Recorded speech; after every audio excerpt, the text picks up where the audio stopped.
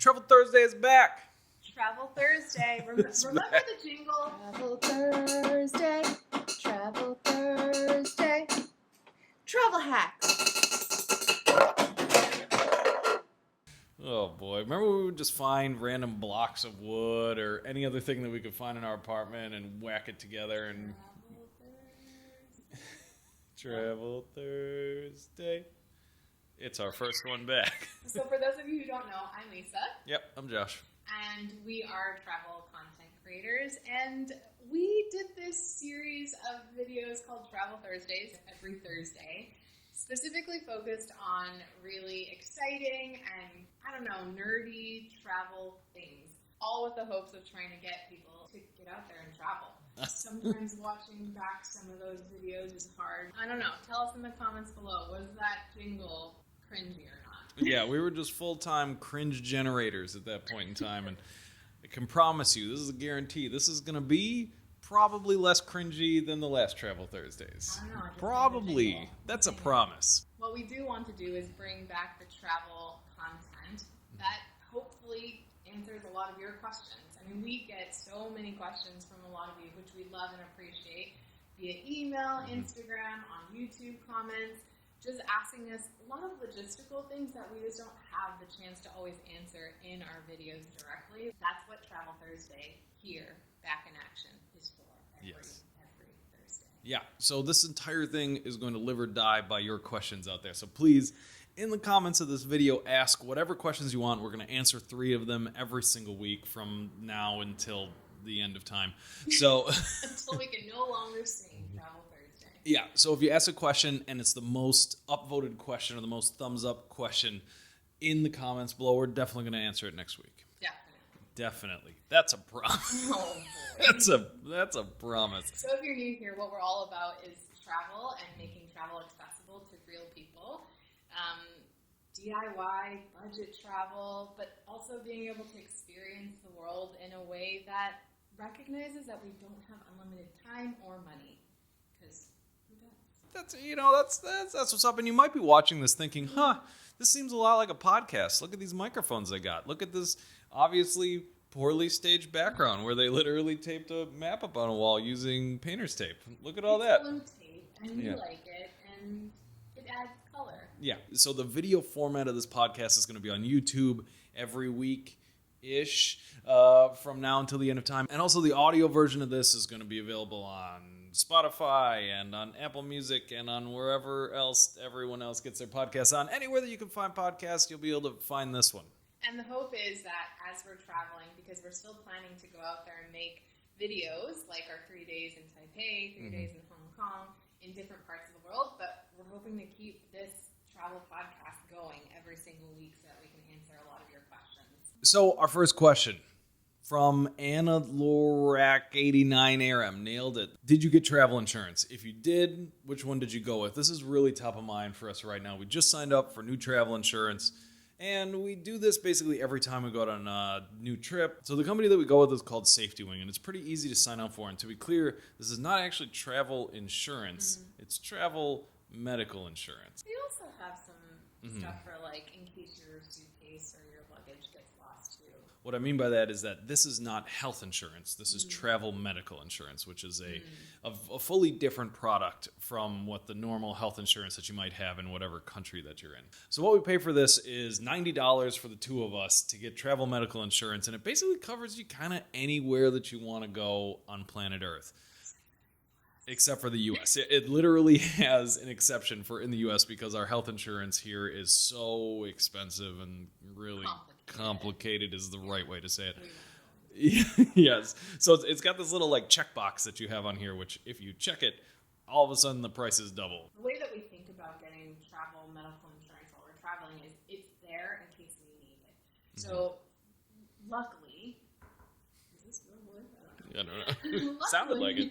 Luckily, we haven't really had to use it that much, but there have been times throughout our travels where we thought, oh, thank God that we have insurance, because because we were able to go see doctors when we got in a motorbike accident. I used it a bunch on my first trip after I got dengue fever, helped pay for all of my hospital bills that I got from that. I think travel medical insurance like Safety Wing, and there's also World Nomads. I think either of those are basically required before you go out on a trip out in the world. Generally, your health insurance that you have in the U.S. or wherever you're from is not going to cover you where you're going. Traveling, Yeah. Like when we got in a scooter accident in Thailand, in Chiang Mai a couple of years ago, it was nice to know that we had medical insurance. Fortunately, nothing went wrong and we were completely fine, but it was nice to know that when we went to go see the doctor just to get evaluated, this was something that would be covered. The thing to know about travel medical insurance, like using Safety Wings or World Nomads, they only cover you for certain things like incidentals or accidents.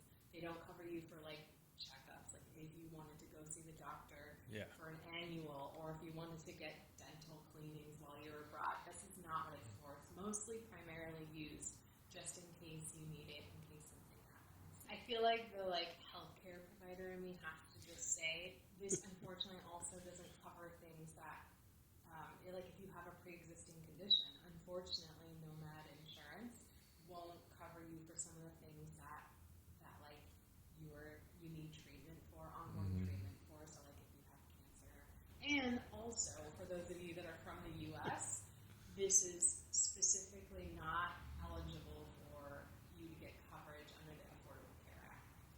Correct. It's complicated in the U.S. Health insurance is complicated here. That's all we're going to say about that subject. Read the fine print. So, Safety Wing, great. Super easy to sign up. You just go onto the website, and 5 minutes later, after putting in your information, bam, it'll show up. World Nomads, also great, has gotten a little bit more expensive over time. And kind of separately, not related to insurance, we've been talking more about healthcare as it relates to traveling in general. I think one of the surprising things that we've learned, or that I've learned in the last couple of years, is how affordable and actually really great healthcare is abroad. When we were in Thailand, we had been gone away from home for a year and we hadn't gotten any dental checkups. And we thought, we're in Chiang Mai, it's a big city, there's a university, there's dental schools, medical schools nearby, why don't we go get our teeth looked at? And I think you and I both got cleanings and checkups, all for $70 each, I think. I don't think we're trying to say you should get healthcare outside of the typical places that you do, because there are plenty of countries and plenty of places that have great providers. The U.S. have really great practitioners and providers. My only point was I've just been pleasantly surprised with the availability and the option for healthcare outside of the U.S. And this is not just getting dental care, even just going to see a neurologist when you hit your head. But we have visited countless pharmacies across the globe, like when we got sick in Portugal or when we got sick in Morocco, all these different places. And I think it's the thing that I feel is grateful and lucky and impressed by how many options are available to us for tourists when we don't speak the language or know what we're doing. Yeah. It's just been an eye-opener. For sure. Speaking of, tell me more.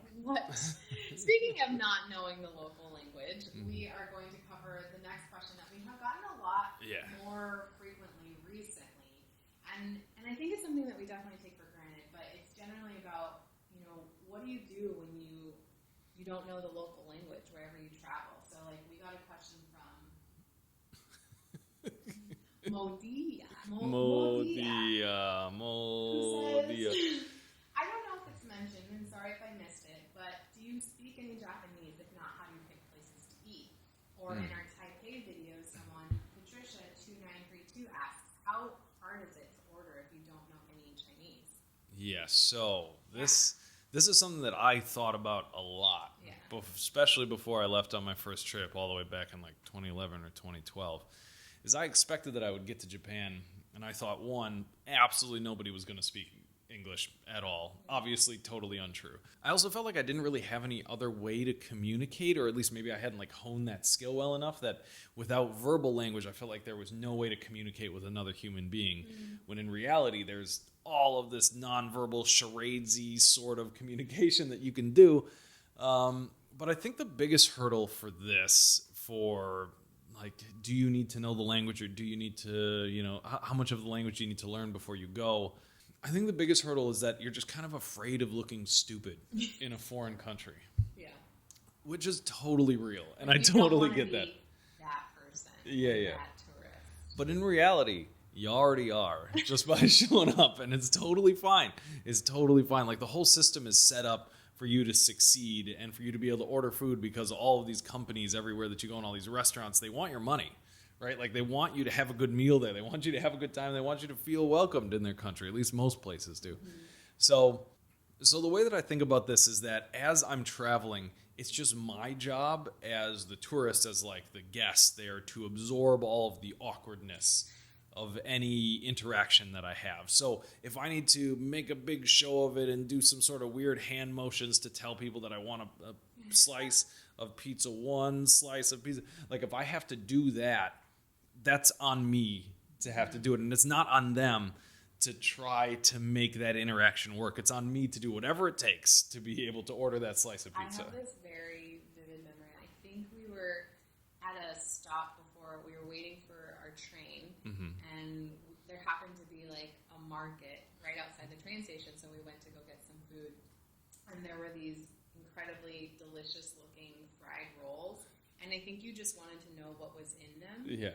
And there was no sign, there was nothing, no menu. It was just, it was just a street food market. And we were like, well, what do we do? And I just remember you pulled out your phone and I was like, what is he going to do? Is he going to try to use Google Translate? Which, by the way, is very, very helpful. Yeah. But you ended up pulling up pictures of different animals and vegetables to try to explain. Like, he showed her a picture of a pig. And a cabbage. A cabbage. He showed her a picture of a chicken. And I was like, oh! And she laughed so hard. And she said, she like scrolled and she was like, the vegetable. The vegetable. Vegetable. I was like, cool. It was incredible. But it's true. I think sometimes we're so afraid to just even embarrass ourselves slightly. And also sometimes worried about inconveniencing the other person that we don't even try. Yeah. Like, I know we have definitely been places where we're like, if there's no menu, I don't even want to bother. I don't even want to walk in. But I don't know. That has been one of the also surprising things that I've learned as we've traveled is how incredibly kind every single person that we've met has been. And even if we don't share the same language, there's just like a universal desire for everyone to be happy and have the other person be happy. We walk into a shop and we have Korean barbecue and we have no idea how to order, so we like use Google Translate to translate the signs, and we use our pointing signs. At the end of the day, we're like, I really like that Korean salt. Remember that? We were with your parents. We really, really wanted that salt, and we had no idea what it was, where we could buy it, how to even identify it. Are we going to offend him? Is he going to is he not going to understand? Does he think we're trying to steal it? Yeah. And in the end, he gave us a whole container of Korean salt to take home with us. And I was just so touched. It's in your mom's house to this day. Yeah.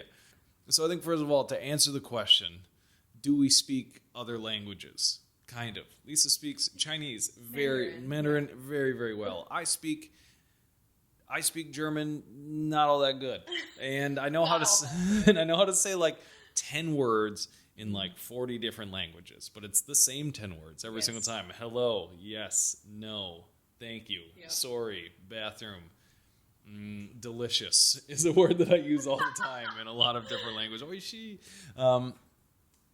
But outside of that, no. I mean, not really, and we certainly don't prepare to go to any countries by spending a lot of time learning it.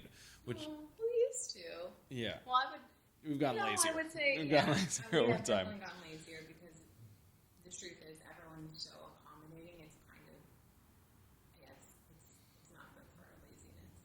I don't feel like it's required, but I feel like we'd have a better experience everywhere that we went if we did know the language. We tried a little bit. Yeah. Yeah, I do think I felt a little bit like my dad, growing up, he used to listen to those audio tapes. The kind you just put in the car. Remember when there were audio tapes in cars? Yeah.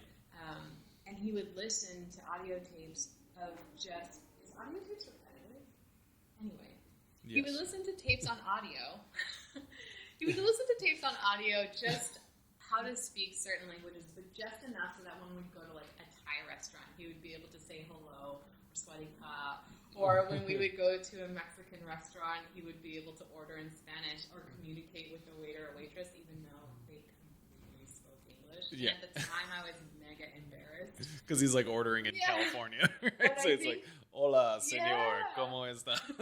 And I hope that others appreciate that we're just taking the time to learn just the basics. I do think our experience would be a lot richer if we were even relatively proficient in speaking the language that we would. I think our experience traveling would be almost totally different if we did, in a really good way. And I think that that's one of both of our goals is over the next handful of months to years is to get more proficient in the languages for the places that we go to frequently. Some Mandarin, just enough to be able to like order stuff off of a menu and say thank you to people, but Dong Yo Bing, Xiaolong Bao, Xie Bukachi. You know, just the important stuff. Sometimes Josh will just walk around the house saying, Song Yo Bing. Just cuz. Xiaolong Bao. It's so fun to say. It's so fun to say. But I do agree. I do agree with that sentiment. Even if it's not for the purpose of trying to understand everything that's happening around us or read everything that's happening or read every sign that's around us, I think even just a little bit of try that we can give with others that we interact with when we're traveling, it I don't know, it bonds you almost. For sure. I think. Let's say that you're working at Starbucks in the U.S. and somebody comes up to you, and even if they speak whatever they're asking for incorrectly, like let's say they come up to you and they say, coffee 1 plus. If that's all they said to you, you'd probably get the idea that they like want one coffee and that they're very nice people. Plus, like please, you know. If you're trying to say plus. Yeah, so even if you only got like 3 total words out, you'd appreciate that a lot more than if they just came up to you and could you say that same thing in Mandarin? Of just like 1 coffee, please? I could. Okay, so say that. Oh, eBay cafe. So if they just say that, and if they just kept saying eBay cafe, if they just kept saying that over and over, you'd probably still get it, but you'd probably appreciate it more if they only said just the handful of words that they had to you. You know, it's like tennis. You're just trying to get the ball over the net, you know, and then that over the net, use whatever you have available to you. If it happens to be like literally picking up a thing and pointing at it because you don't know a single word in the language, or just making hand gestures, or just saying the one thing that you do know, it doesn't matter. You're trying, but it's on you to make the effort. Because I do always appreciate anytime that I'm always impressed and super duper grateful wherever we're going when people find out that we live here or you know, from America, they will speak English to us. They will try just the smallest amounts, and that to me makes me feel really warm and welcome. So I think, there is some kind of responsibility on us when we're visiting to also do the same. Yeah, to just try. That's all you got to do is just try. But logistically, I guess the like, to sum it up, because I think there are some like logistical things that we actually do when we don't speak the language, and I think Google Translate helps loads when you're traveling. It has the ability to not only you can type in English and translate it to whatever language, you can take pictures of signs and have it translate it for you into the language that you need.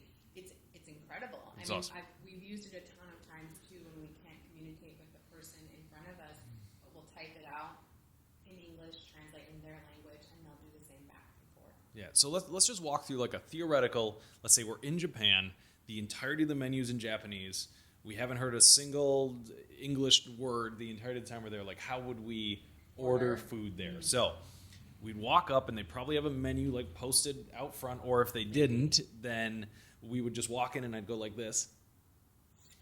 Please? I would just do that, and then hopefully that would get us a menu. And this menu's totally in Japanese. So then we'd pull out Google Translate on our phone, and we'd point it at the menu, and it would give us an approximation of what's on the menu. It's not perfect. It'll just say like beef, ox, tail. Or something. Or like, Yeah. and it'll oftentimes give you totally wrong things, but you'll have to like parse through what it actually means. Like it'll give you like ramen bow tie cat, and you'll be like, I don't know what that could mean, but it's just Google Bow translates. tie cat. Yeah, it's just Google translates imperfect, right? And sometimes it's handwriting, so it's just getting the handwriting wrong. Make a decision off of that, and then just literally hold the menu. Say nothing because they presumably don't understand what we would say anyway, and then just point at it. Yeah.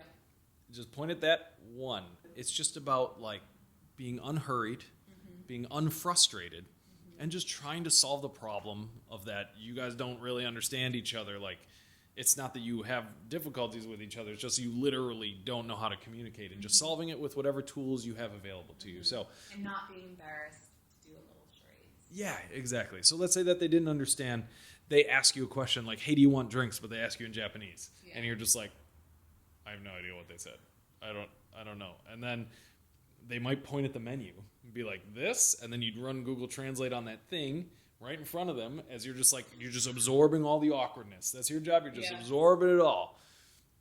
You run it over and then you see, oh, that's like, okay, soda or beer or wine or whatever. Oh, and then you're like, oh, okay, cool. And then we just point at the thing, and then magically beer would appear later. And so that's how we'd solve this problem.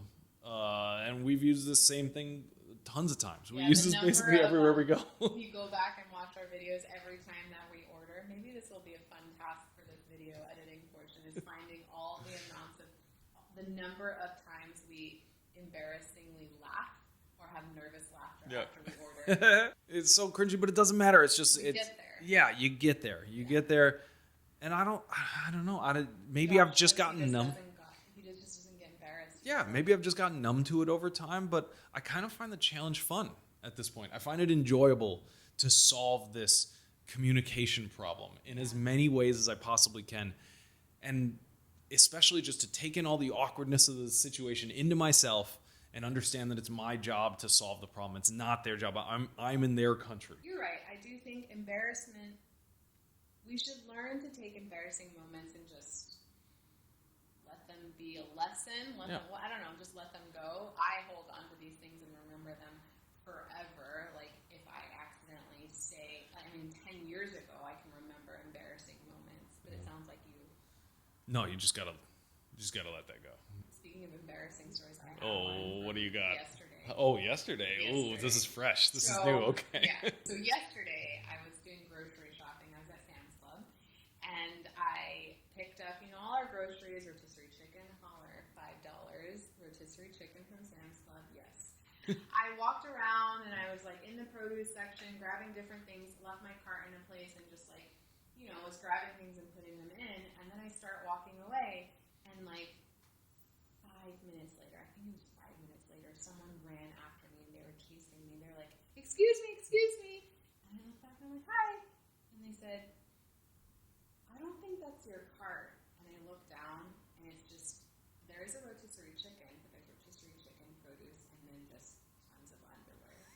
And I was like, oh no. You stole someone's underwear? I stole their underwear.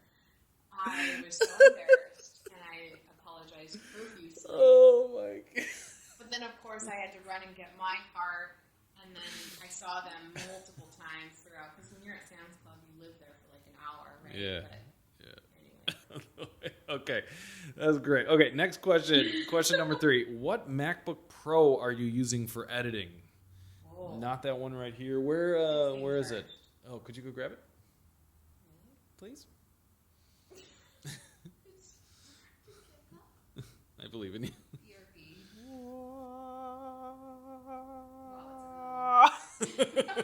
There it is. Behold. Is it charged? Yay. Behold. I'm really excited about this. This is a tech question. I don't get tech questions a lot. I used to be an IT guy for a very long time in my life, and in a lot of ways I still kind of am. Yeah, that's true. That's true. Okay, so what we have is the 14-inch MacBook Pro with the M1 Ultra in it, and it's got 32 gigs of RAM, a ton, 2 terabyte hard drive. And this thing's an absolute beast. And we needed it because we made this switch about like 6 months ago from making 15 to 20 minute videos to like hour plus videos. And you might have noticed. And all of those videos are also in 4K, some of them in 30 frames per second, some in 60. So we needed something a little beefier. We needed something a little bigger to be able to edit all these monster videos, because we use Final Cut Pro to edit. And just like any other video editing software, whenever you get into long videos at really high bit rates in 4K resolution, computers tend to get really sad. And our last laptop got sad very frequently. The biggest improvement that we found on this one was actually rendering time. So when we rendered our last videos, if we had like an hour-long 4K video, that took like 3.5 hours to render from start to finish. And then if we had to make a change to it, or we forgot something or whatever, we're like, oh my God, now we can't even like release this video this week. Like, we need to re-render the whole thing after we make the changes. So instead of 3.5 hours, this thing takes like 15 minutes. My hot take, when I edit, I get less than a wheel of death, which is excellent. Yeah. For any of you Final Cut Pro users out there, you know that all too well. Yeah. You know that all too well. Yeah. So this is Lisa's main laptop. Love the battery life on this thing. Don't necessarily love the price of it, but we love what it does and how like just rock solid it is. It's great. I thought you were going to call me out on my battery hygiene. Yes, Lisa has terrible battery hygiene, which is why it was charging in the other room, is because she didn't charge it before we started this thing. So what I have is I have the M2 MacBook Air, the kind of bigger 15-inch one. And for general use and also for editing in 4K, this thing is awesome, especially for the price. I think this is the best travel laptop that you can get at this price point by far. And this 14-inch MacBook Pro thinger, I think, is only really necessary if you're doing like really long 4K video editing. If you're just doing like normal YouTube stuff and you're filming in 4K, but your videos are only like 15, 20 minutes long and don't have a ton of motion graphics or a ton of other things, you could totally get by with a MacBook Air. Totally. Yay, I got to talk about tech today. Please ask more tech questions. I just want to talk about it more. Just hit us with all of it. You know, I can talk about this for years, for decades. Okay. Speaking of tech, this won't be so technical, but we read this article the other day, which was super fascinating to me. It's a Slate article, and the title is "Remember What It Was Like to Travel Pre-Smartphone." And it's super interesting. It's written by someone who is a Gen Zer, who has had a cell phone for almost their entire life, and they asked their mom, hey, what was it like to travel pre-smartphone? And I thought, that's such an interesting question and such a cool article. And it delves into, all the different apps that they use when they travel, Airbnb, Expedia, Booking.com, Google Maps, all the things that we talk about, Google Translate. And then talking with their mom about it, she was saying that her mom heavily relied on guidebooks, like physical guidebooks, talking to people in real life, scrapbooks, tickets, physical tickets, no QR codes. Like, just the whole article is super fascinating for us because I think we're definitely on the cusp of, like, we love tech and we love the convenience of cell phones and the things that apps bring for our travels, and also, hello, we're video recording every ounce of it. But then we've experienced both. We've missed both, too. Yeah, we've experienced both. Like, on my first trip around the world that I went on after I quit my job in like 2011, all I brought with me was an iPod Touch. So I could only connect by Wi-Fi, and Wi-Fi was barely anywhere that you went at that point in time. So I was disconnected most of the time. So this is not fully like pre-technology, I guess, is my experience here, but it's definitely like pre-smartphone for me. And I remember this time so nostalgically and so much more presently, I guess is the best way to describe it. So back in 2011, just had this little iPod Touch with me. So like 95% of the time, I was not using any technological device at all as I was traveling the world. And I went to like 30-something countries over a year. And the entirety of the time was just figuring things out with whatever I had right in front of me. And that meant like I would literally read A Lonely Planet before I would show up in a country. or I would do a little bit of Googling, or I would try to save Google Maps onto this thing. But most of the time I was just kind of wandering around aimlessly trying to find these hostels and hotels I was staying at based on an email that they had sent me 3 weeks before when I booked it. Yeah, there's definitely something like it's a give and take, right? There's so many things. On the one hand, we understand and we are building this channel and trying to like maximize travel and maximize the time and the budget that we have, and so a lot of that relies on technology and being efficient and knowing where you're going at any given time and saving money in the process. But then, like, I don't know, we're gonna go to New Zealand soon, and the last time we were there was in 2019, and we specifically decided to not get SIM cards. We only connected to Wi-Fi when we could, which was rare because we were doing a car camping trip. And we had a Lonely Planet book. It was like this thick, and we would just flip through the pages, take notes, and take turns planning the day based on this Lonely Planet book. And there's something, like, I miss that a lot. The memories that I have are so much more vivid from that trip than hundreds of the trips that we've been fortunate enough to take in the last couple of years. But I think part of it was how we interacted with our phones or not. I think my opinion on this is that travel was better before smartphones in a lot of ways. I felt way more connected to the places that I was in, and I felt like I was less distracted as a person, and I also felt like I was thinking less about what else was going on in the world, and I was just doing I was just trying to figure out how to travel. It was way less where our feet are. Way less convenient. It was incredibly less convenient. I spent so much time lost in the streets of any place that I was in, just trying to find my hotel or trying to figure out how to get to this museum I was trying to go to, this restaurant. But I also felt like I was discovering a lot more because I didn't have this big preconceived plan of all these things that I had to do in the order that I had to do them in. And now it almost feels like we have to be connected at all times, and we have to make an active effort to put away our phones. Like, I remember there was a period in time pre-YouTube too where we had to say, okay, our only allowed time to use our phones was 30 minutes before bed, and that is it. And at the time, I remember thinking, no, there's so much pressure. I want to plan and I want to see all these things. Yeah. What if we miss out? Yeah. Right, the FOMO, yeah. So real. Constant FOMO. I'll just give you an example real quick of when I left for my first trip around the world of what traveling without a smartphone was like. First of all, booking this flight to New Zealand, the only option to book it at the time was by making a phone call. So to even book the flight, I had to call up American Airlines and say, I would like to spend some of my award miles for a flight to New Zealand. And then they would literally repeat back to me, okay, on September 4th, there's a flight at 2 a.m. And then on the next day, there's a flight at 5 p.m. And we would just go through all these options individually until I would describe to them the flight that I would want. And then they would say, like, okay, so you could sit kind of in the back of the plane, or you could sit in the middle, or we could get you an aisle seat. But if you do that, and all of this was a conversation on the phone. It wasn't just like clicking a thing on a map. Didn't you say, like, by the end of that conversation, she was like super, like, you guys had bonded over the fact that she booked this entire trip for you? Yes. She was super stoked for your trip. Yeah. She was super, because we had been on the phone. This was actually part of a longer thing. We booked an entire year's worth of flights because that's what I had at the time. Is I spent the 160,000 American Airlines miles to book an entire trip around the world.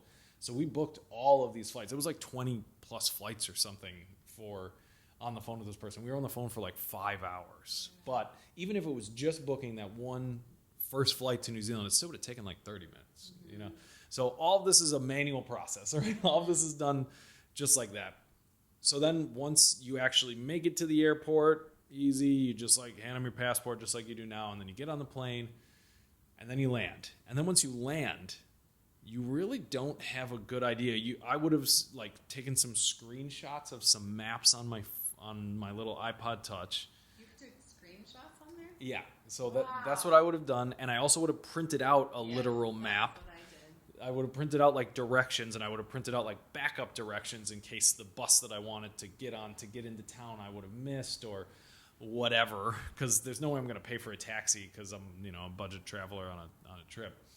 So I would have done that and then made my way into town. And then once I got into town, it would have just been kind of looking around, randomly trying to find where my hostel was. And then I would just follow other people who had the gigantic backpacks on. And most of the time that would get me to where the hostel district was. And then in there I'd ask someone and someone would help me find the place. And then, and I think this is the biggest change, is that once you're in the hostel, everyone is talking to each other. Because there wasn't another option. It's not like, I mean, Skype existed. FaceTime did not exist yet. WhatsApp, I don't even know if it existed back then, but if it did, it definitely didn't have video calling. I think most of the video calling was by Skype at this point, and the internet speeds were so comically slow that you couldn't really do it anyway. Whereas nowadays, when you go to a hostel or really any hotel, everyone's just doing this. Or restaurant. They're just like on their phone. We're guilty of this too. So when you're there, you're just way less connected with the other people that are in the hostel with you or in the hotel with you. And it feels like the chances of actually meeting other people and going to travel with them is slim to none. People are just interested in hanging out with their clique. Insular. Now, the people that they brought with, or FaceTiming people back at home whenever they have downtime instead of just trying to start up a conversation, because it's, I don't know, it's easier, I guess, to not try to meet new people. I don't know. What do you think? Yeah, I mean, I think the first time I remember feeling, I guess, I hadn't traveled as much when I was younger, but my first like big solo trip was to Japan, and I had just made the switch to an iPhone. I mean, I was a late adapter on purpose because I saw my friends getting iPhones and smartphones, and we'd watch movies together, and they were just on their phones, and I never understood it because I still had a flip phone. I still miss it, but eventually I caved and got an iPhone because I loved taking photos, and that was my biggest motivator for getting an iPhone, was being able to take photos on my phone and have it not look pixelated. Yeah. But I did bring my phone with me to Japan, but I didn't get a SIM card. I don't know. I remember landing really late at night at the airport in Tokyo and being really stressed out about the fact that I was there by myself and I didn't have any way to contact anyone. And I was going to take a bus to where I was going to stay. And I don't know, it was just, all of it felt new for so many different reasons because I'd never been to Japan before. I was solo traveling and I didn't have my phone as a guidance. Right. So I remember pre-trip, I was the kind of person that like planned an itinerary like to the T, especially because I was going by myself. I wanted to maximize my time and I wanted to make sure that I wasn't getting lost by myself. I mean, all of it would have been fine because Japan is such a safe place anyway. So I remember, I mean, on the one hand, not having my phone was like kind of scary because I thought, oh, this is going to be a challenge, and it creates a lot of waste because I printed so many pieces of paper. Right. But then I think about how liberating it was to not have my phone. Like, I'm a very introverted person in general, so meeting new people was a challenge, but not having my phone actually forced me or helped me get over myself and meet people, even if, you know, it was just for short conversations at a time. My dad never had a smartphone. He just never went there. He never even had a cell phone, actually. He just was like, nope, tapping out of that.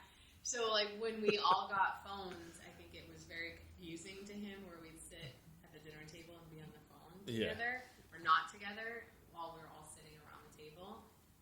So I think I'm very cognizant of that. Like, I don't love what phones have done not only to social media, travel, and all of our experiences, but I recognize that we rely on them for a lot. Yeah, for sure.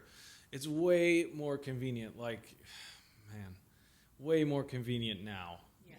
Without a doubt. You can book a hotel after you arrive 10 minutes before you get there, and it's no problem. You don't have to call someone. And you can shop around for the best prices, and you almost never have to talk to another human unless you really want to, right. which is enabling in some of the worst way possible. Yeah. It was was common to have conversations with people and exchange like keys for Airbnb. Yeah, you'd come in and they'd talk to you for half an hour. They'd ask you like, where do you want to go? Or like, and now it seems like the big whole point of Airbnb is like, please just like leave me a lockbox and never let me talk. And I feel like we've lost a lot. I feel like we've gained a lot. I don't know. Maybe it's just nostalgia, but I feel like I miss pre-smartphone travel a lot. And I think more importantly, I miss the person that I was and the amount of patience and like the amount of willingness to solve problems no matter how long it took, and how just clear-minded and unhurried I felt in pre-smartphone travel, because the only thing I was doing, and of course I was going to be inefficient at this. Like, of course I was going to be bad at this. I'm in a foreign country trying to figure out all these problems out. The lack of available tools made it so that the only way that I could solve problems was by connecting with new people and asking for help. And I think in a lot of ways that made my trip a lot better. Yeah, and I think it's a hard thing to balance too, because we make these YouTube videos, right, with the idea of hoping to get other people to travel and see the world and experience it for themselves. But we also want to encourage other people to travel in a way that feels less connected to this and more connected to the place that they're in. I think the best way that I can describe this is that travel before smartphones is like, imagine every app that you have on your phone. You know, every Booking.com, every Translate app, every WhatsApp, everything like that. All of those were people, physical, human people that you would go up and talk to and ask them like, hey, can you help me find a hotel? Or, hey, can you help me book this tour that I want to go on? Or, hey, can you help me find this restaurant? And which one do you recommend? Or, hey, can you help me book this flight? And all of those things, those were people. And that was kind of a beautiful thing. It was also much less convenient and much slower. So there was a give and a take, but I think for me, I miss that. I miss that connection. I miss those forced connections that you had to have to get things done as you were traveling. Do you think there is a world where travel like pre-smartphone era could still exist? I want to do that. Like for our New Zealand trip, my intention is to use smartphones as little as possible while we're there. And maybe just buy a guidebook like we did last time we were there, or maybe just ask people, like, where should we go next? You know, like, I want more of that experience just because I feel like it was a lot richer experience. It might just be nostalgia. Maybe we'll get halfway through that New Zealand trip and be like, ugh, just give me Google Maps again. Just give me all these tools. You know, maybe. It does take a lot of practice. Yeah. It does. I don't think the answer is like nothing. I don't think the answer is like become a Luddite and throw all of this technology away, right? Like in travel, but I think the answer is somewhere in between like no connection and like hyper connected. And I think you and I, when we travel right now, we're like hyper connected. Yeah. And I think we would have more fun if we were somewhere closer to the other side of that scale. Yeah, tell us what you think. So curious about your ways and your tips and tricks of traveling with phones or not, and I don't know how connected you like to be when you're traveling. We get their utility and we get that it makes it super convenient and accessible, and it allows us to share with each other, with our families, with our friends. So yeah, I would love to know your thoughts. And neither of us really traveled a lot pre-internet. We traveled pre-smartphone for sure, but neither of us really traveled pre-internet. So if you're out there laughing at us for all of the tools that we already had, even though they weren't smartphones, like even though we couldn't bring all of it with us, I would love to hear that perspective. Like, tell us your stories about like what travel was like before any of this internet stuff even existed. I would love to hear that as much as because like oh man, that'd be so interesting. Right, talking now to our families, like our parents, about traveling, what it was like back then. Like even just sometimes talking with my mom, she immigrated to the U.S. from Taiwan by herself in her 20s, didn't speak any English.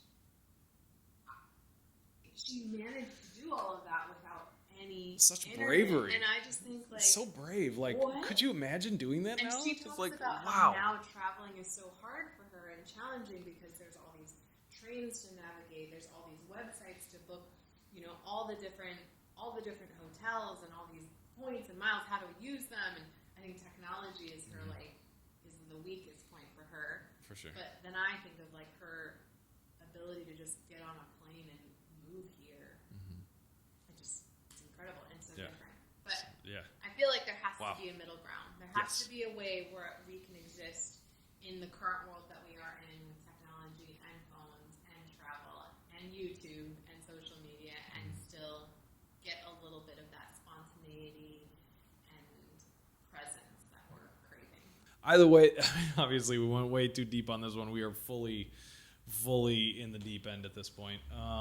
Thanks for sticking So- around if you have, and Yeah. let us know your thoughts. We really appreciate you tuning in for this first episode. Well, Travel Thursday number 1. first episode of Version 2. version 2 travel. This is the first ever Travel Thursday. Please don't look back at any of the other ones. This is the first time we've ever I'm done going this. down the First archive. time this is. I'm bringing it back. See you next time. Okay, see you then. That's a promise.